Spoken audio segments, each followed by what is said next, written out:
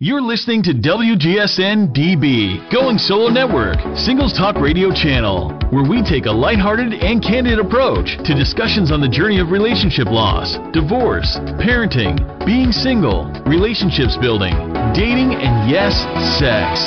Join our listeners and begin living your best life.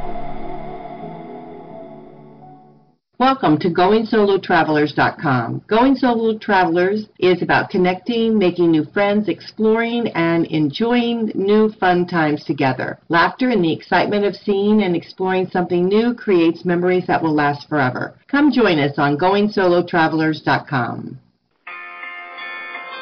Welcome to Divorce, Dating, and Empowered Living with your host, Rosalind Sedaka. Join Rosalind each week on a journey toward overcoming life's many challenges to achieve peace, empowerment, and positive transformation. It's time to relax, unwind, and transform your life with Rosalind Sedaka. Hello, everyone. This is Rosalind Sedaka with WGSN-DB, the Going Solo Network, and you're listening to Divorce, Dating, and Empowered Living with Rosalind Sedaka. And as you know, we focus on interviewing experts and talking about issues that are of great relevance to everyone who is contemplating divorce, moving through divorce, or having been divorced and want help with co-parenting. And today we have an important topic, divorce dollars and cents, how to make a sane and savvy money-saving divorce. And everyone who's dealing with divorce is always thinking about the finances because it takes a dramatic toll on you. So I am honored to introduce our guest, and she is nationally known expert LIza Decker, a certified divorce financial analyst. She's also the author of How to Divorce Your Spouse But Not Your Money. Love that title. And she serves clients with creative divorce solutions to help them settle conflicts with dignity and respect. And LIza specializes in helping people struggling with overwhelm and confusion to help them move past divorce and past the confusion with confidence, knowing that they've got the best outcome possible for their finances, for their family, and for their future. So welcome, LIza Decker. Well, thank you, Rosalind. So nice to be on a show with you again. Yes, I agree. And LIza and I go back many, many years. She's been a wonderful supporter of the Child-Centered Divorce Network. So let's start by asking you something very basic. What should people do before they get married the first time or remarried after divorce to protect themselves? Because we get so caught up in the love excitement that sometimes we neglect to think about the financial implications and protecting ourselves in a world in which we know that not all relationships last a lifetime. So let's start there. All right, great place to start and a very important question. And, you know, this is not to negate the love and to take any of the romance away, but it is about creating a solid foundation for your relationship so that you have the best chance of your marriage lasting long term. You know, most of divorces are caused by financial issues, communication and financial issues. So if we can address those before you get married, you have a much better chance of staying married. So think of it that way. And I like to start with telling people that it's very vitally important to discuss your money matters. And with that, knowing both of your money attitudes, values, and ancestry. So, you know, what was your family history growing up? Were your family members able to communicate about money? In some families, it was not a topic that was allowed to be brought up. Do you consider yourself a saver or a spender or a binge buyer or a hoarder?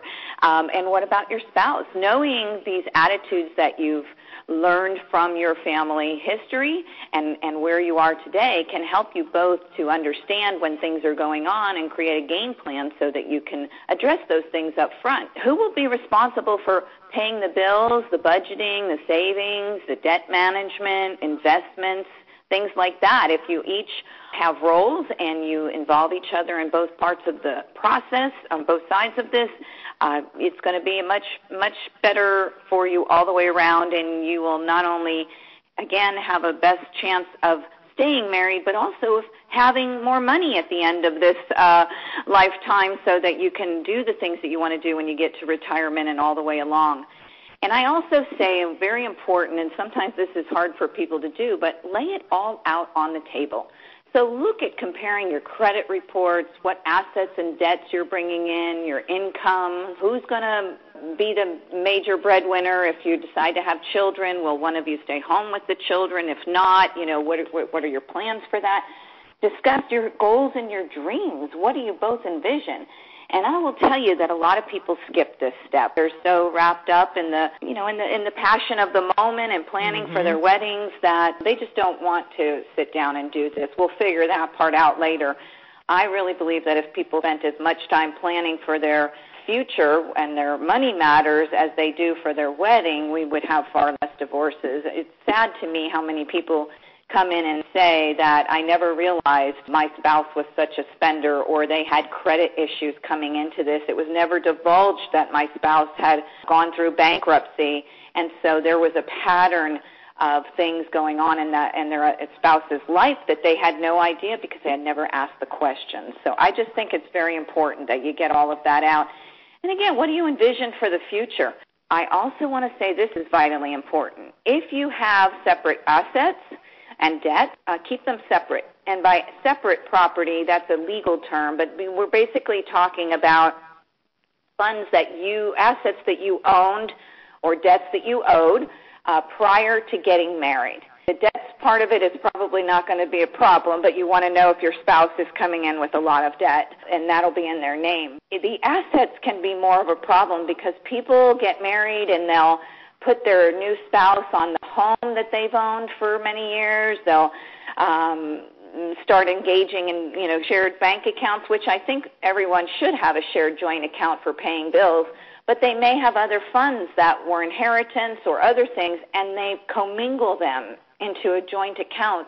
And that muddies the waters. Depending on the state in which you live, you may or may not have gifted all of that money to your spouse by doing that. So if you've got separate assets, keep them separate. If you receive separate assets during the marriage, say you do receive an inheritance, keep that in your name only in a separate bank account, and do not commingle those funds with anything else, and watch the manner in which you're paying for things from those funds. That can, in some cases, create a marital asset as well. It gets a little complicated, but it's something that people should know about. Well, this is really important advice, and you're spot on about reminding us that people very often forget to be asking some of those basic questions. I am on a second marriage after my divorce, and we took your advice. We have a shared account for our monthly financials, but we both kept separate accounts in our own names with the money we came into the relationship with. We have different children and grandchildren and things like that, and that's all very important to keep separate. So I'm glad you brought all of that up.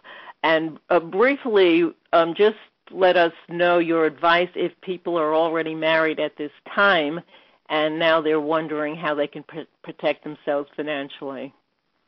Well, first of all, I'm glad to hear that you have done so with your spouse. There's enough complications when we start blending families. Totally. More complicated by then, muddying the waters with all of this. So that's fabulous that you've done that and that you're communicating about that. And I wish you both all the best. Oh, thank you. So if you're already married, I think it's vitally important to have regular communication about your money matters. And I like people to say, just like you set up a date night, why not set up a monthly money talk night? You can discuss your goals. Are you on track for them? Unexpected problems that may have come up, and what are the solutions that you have to that, or who do we need to reach out to help us with that? Are you staying on course? Have you looked at long-range planning? Some of the other things that I don't think a lot of people think about, especially younger people, is having life insurance, disability and life insurance, if you can afford both. Someone very close to me in my family lost their spouse recently and left with 2 young children with no life insurance because they were young and they hadn't thought about it yet. It was just very unexpected. And so All of these matters can be dealt with working with a financial advisor who can trust and who has the experience to make sure that all of these different significant aspects of your financial life are being looked at from an expert. But it's also important that the couple together be involved in this process and monitoring it. So I don't advocate giving up all of that to any expert in your life. I like to say be a proactive partner, not a passive participant. That way you understand what's happening with your finances. You're not hit from the side of the head if something unexpected happens in your life, whether it's a death or a divorce. And it's empowering to know what your goals are and are you on track to meet them, and if there's unexpected expenses that you can manage those. And so, just making sure that you're continuing to plan and adapt and reassess over your lifetime, addressing problems and dealing with them swiftly so they don't become bigger problems.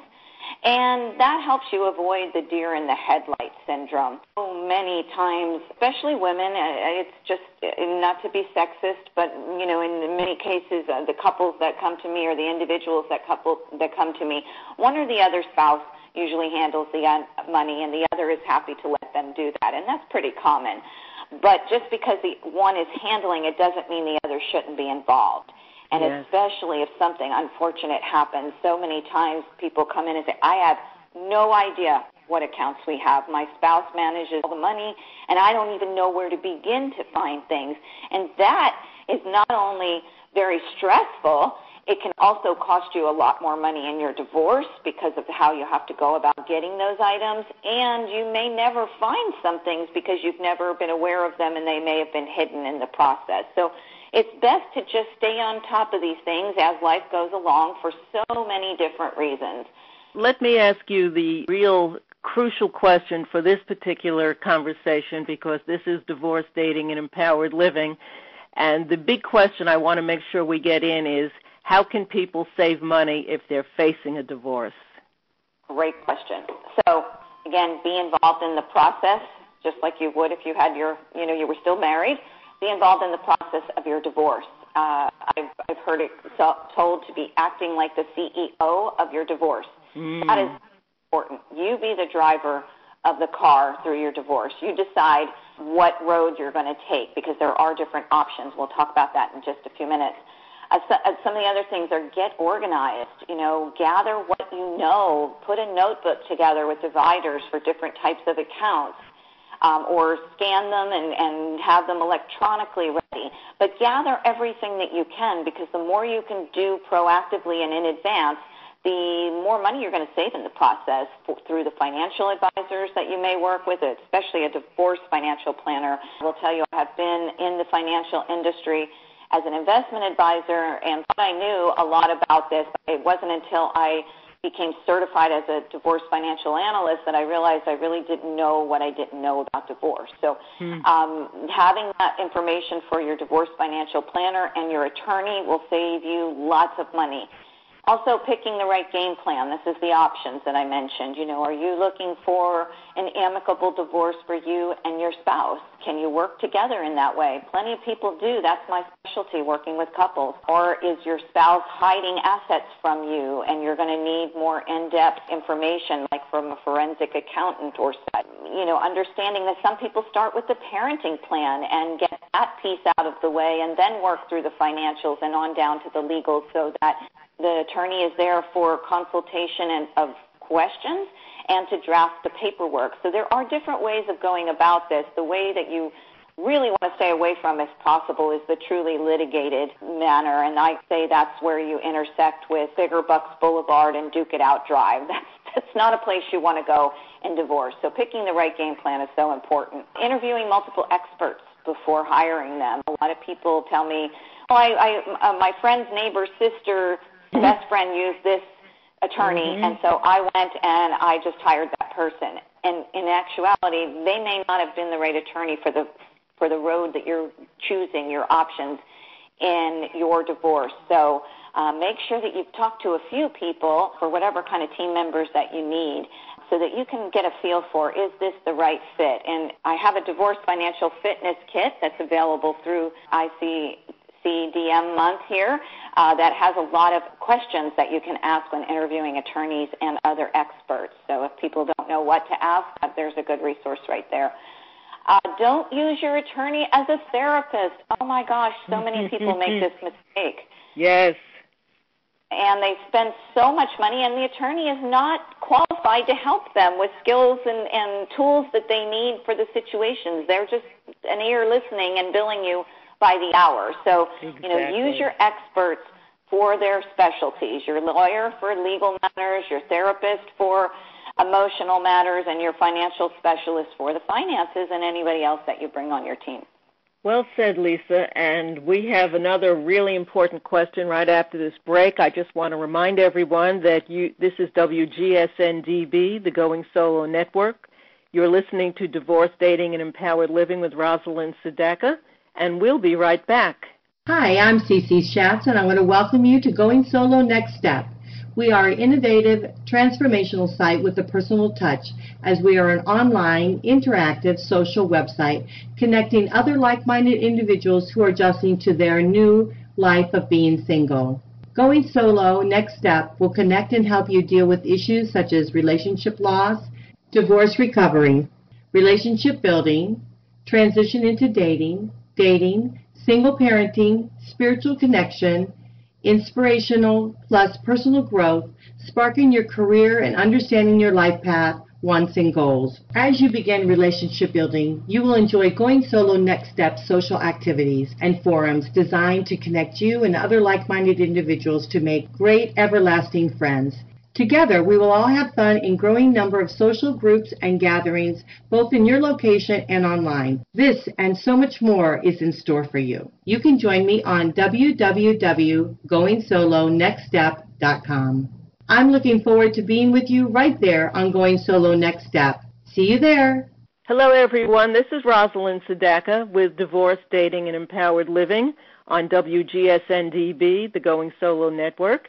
And I am interviewing Lisa Decker, who's the Certified Divorce Financial Analyst, and she's talking to us about important questions we need to know, especially when we're dealing with divorce. And Lisa, I think it's really important for everyone to understand about dividing financial assets and liabilities in divorce. What are some of the biggest problem areas that people face? Oh, great question again. Now, we have several areas that I would say top this list. Real estate is ripe with problem areas. Not getting an accurate valuation if one party is keeping the house can be a problem. You may be shortchanged. Also, not getting an inspection on the home, and this is something most people don't think about. I also am a real estate collaboration specialist in divorce, and I was honestly just flabbergasted at the amount of intricate areas that you can fall into problems with real estate. And most people think, well, I've lived in this house, I know the house, I don't need to get an inspection. But if you were buying the home from a stranger, you would. And just because you've lived there doesn't mean that you know the problem areas. For instance, there was a case in our study materials where a person had bought the house from their spouse, bought out their spouse's interest in the house, only to find out that there had been a mold problem all along they weren't aware of, and insurance didn't cover it, and they ended up having to spend about $60,000 out of their pocket Lord. to remediate. Yeah, and mold is not something you want to play with. So, getting a home inspection and then negotiating anything that you find in the process is just a smart move, and it's something that I recommend to clients. Retirement plans, especially pensions, can be very, very problematic. Some may not be divisible. And this is something that I've seen happen over time where attorneys don't really understand this. They see documents, they figure, okay, this is the value, and we'll just divide these, only to find out that, that particular pension was not divisible, and now they've got to go back to court and try to amend things, and it gets very costly, and the client is the one paying for all of this. So you want to make sure that you have a specialist looking into those things. Also, not getting a quadro on a qualified plan, which is like a 401k or 403b, a pension plan. A quadro is a qualified domestic relations order. Military plans have a little bit different name for them, but they do need this legal document to be filed properly with the plan administrator. They have to sign off on it, and then it has to be sent to the judge. And there are many cases that people miss this step, never got this done, and never get the funds that they were promised. They wait, and their spouse passes away or something. I mean, there's all kinds of complications around it, but making sure that you get a quadro done by someone who is well-versed in quadros is also vitally important. And then I would say the last thing that we see a lot of complications are employee incentives and perks not being evaluated properly in the process. So restricted shares, incentive shares, all kinds of things that high-level executives usually have in their packages, and many times those are missed. So, having someone evaluate those can be worth an extreme amount of money, tens of thousands, even hundreds of thousands and more. So, again, this is not something you want your attorney doing. Many times I get calls from people saying, my attorney asked me what I want. Well, I don't know what I want because I understand what I have. So, making sure that you're involving someone in the process who understands the financials of divorce is vitally important. Well, we've been listening to LIza Decker, who's a certified divorce financial analyst, and Lisa's been providing some really important information to help us fine-tune ways to save money before and during divorce. And I love the fact that you stressed avoiding litigation at all costs. Sometimes it's unavoidable, but you want to do everything you can to not get into litigation, which is going to be just a tremendous money robber. And you want to make sure that you're fine-tuning and hiring the right divorce attorney for your needs, especially if you're a parent and you're dealing with children and you're dealing with the future of co-parenting. And so bringing someone like Liza on board, who is a specialist in the financial realities, she's going to be able to provide non-biased information that very often the attorney isn't aware of, and you're going to save money because you're getting it straight from Lisa's perspective and saving time and money on many, many issues, or avoiding mistakes that bring you back into court unnecessarily. So thank you for this, Liza, because your services are very important in many, many divorces. Why don't we take a moment for you to let us know where to find you?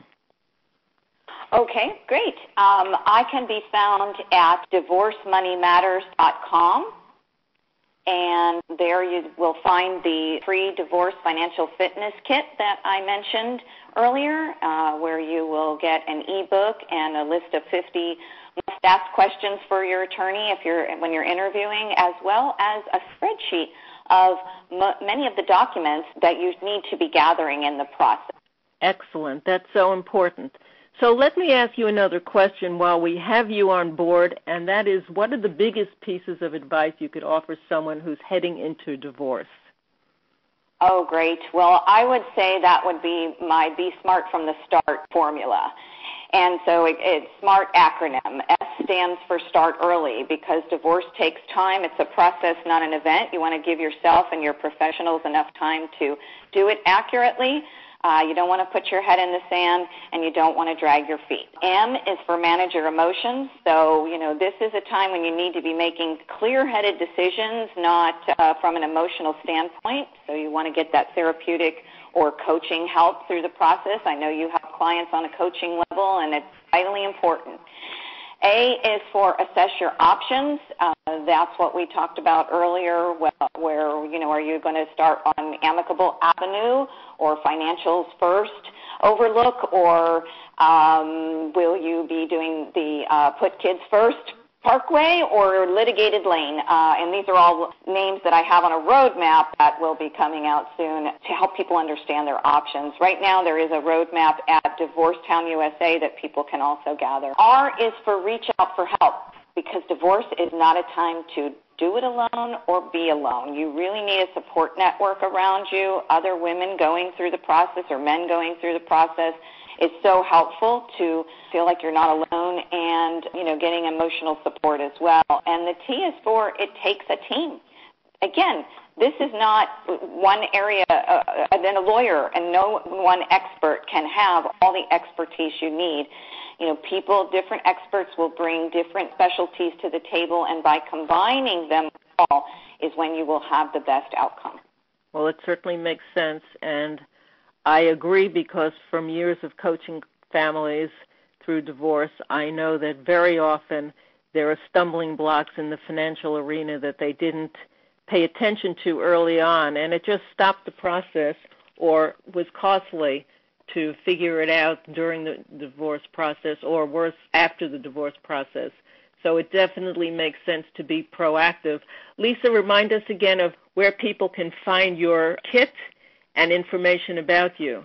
Wonderful. And I just want to make one point to that. The average divorce in America runs between $15,000 to $25,000 per spouse, and that's just for the legal matters. So if you can bring in other experts early on who can delve into those things and bring those costs down, you're going to be doing great for your family and your finances. And I can be reached at divorcemoneymatters.com.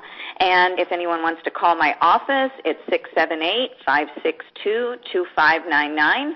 And feel free to download that free financial kit at International Child Centered Divorce Month as well, on my website or there. And I thank you so much for all the work you do for International Child Centered Divorce Month. Roz, it has been my great honor and pleasure to know you all these years and all the incredible work that you are doing in this, being a front runner to bringing out information that helps people to avoid mistakes and bringing all kinds of experts to help them with that.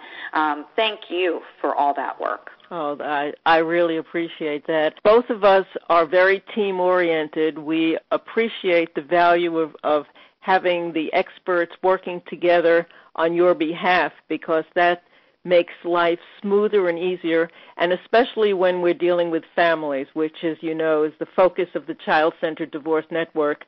When we're dealing with families, when we're dealing with parents who have children, which is an extra level of concern and awareness all through the divorce process, simplifying the financials or making sure that money isn't being wasted that should be going towards education and raising your children is so crucially important. That's why I'm delighted to make people aware of your services, LIza Decker, and at divorcemoneymatters.com, and she has her kit that's available right off of that website, correct?